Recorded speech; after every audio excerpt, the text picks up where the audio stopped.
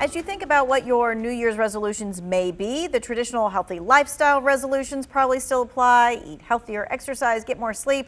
However, after months of living with a pandemic and still facing COVID in 2022, what have we learned that we could add to that resolutions list? Well, Dr. Jeffrey Hatcher, Chief Medical Officer for Wesley Long Hospital, is sharing how to apply experiences from living with COVID this past year to your 2022 resolutions for a safe and healthy new year. All right, so Dr. Hatcher, we're going to go through a whole bunch of suggestions for how to do this. And let's just start with the first one, and that is how to battle head-on COVID head-on, one-on-one.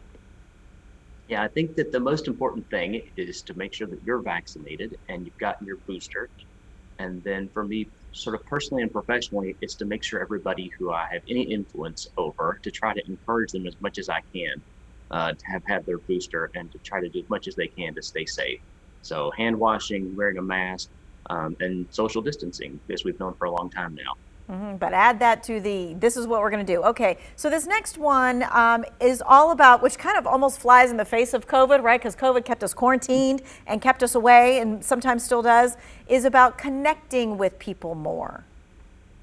Yeah, I think you've said it really well, Mr. Rivera. I think that's really the tricky part about the pandemic, is that it's made us so apart from our friends. One of my really good friends at the start of this set up a monthly Zoom with all of our friends. And so when we weren't able to get together, we were always sort of checking in and touching base with each other.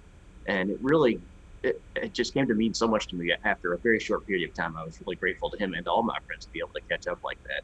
The other thing that I have done is a lot of outside exercise, and which can be social, and try to do your best you can to stay apart from each other while you're running or bike riding or whitewater kayaking or whatever it is you like to do. But it really is a great way to keep your fitness up and also to reconnect with folks. Yeah, it's just good to be able to see somebody, even if it is through a screen. You know, it just helps you instead of just hearing their voice to see them. All right, the next thing you want to talk about is completing your advanced directives. So let's talk about, what does that mean? To me, advanced directives means letting folks know what your preferences are about what you would like to happen if something bad were to happen to you. That is, if your health were to become suddenly worse and you weren't able to make your own decisions. It's really important. It's really hard to think about and really hard to talk about. Everybody struggles with it. Physicians struggle with talking to patients about it. People struggle with talking to their families about it. It's just very difficult, but it really is a tremendous gift that you can give to your family members, to let them know in advance what you'd like done and what your preferences are. I started doing this when I was very young. Some might consider very young, in my 30s, when I had kids. But it really is important. I really can't underestimate how important this is to your family members. Yeah, it's kind of like the whole will thing, but it's also like, hey, if this happens, I want you to do this. Or if this happens, this is where the information that you need about banking information or whatever it is, wherever it is. And that helps relieve some stress for sure. Absolutely. All right, so let's talk about something that you think should be on all of our resolution lists, and that is donating blood. Tell me why.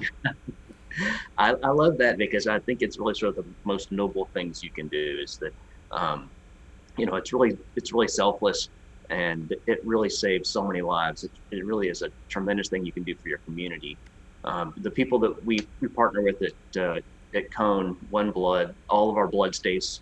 Their sort of pitch is that all of the blood that you give in your community stays in your community. But I think giving at the Red Cross anywhere that you feel called to give, it's just a huge, huge thing to do, and it's so important for everybody. And there's a huge shortage of blood right now. And this was something that was brought up not too long ago when we did our own holiday blood drive, that there's a lot of things you can replicate, but blood is not one of them. That actually has to come from the source. So far, that is true. Our level of science is not quite caught up to making our own blood yet, but yeah, it's so important.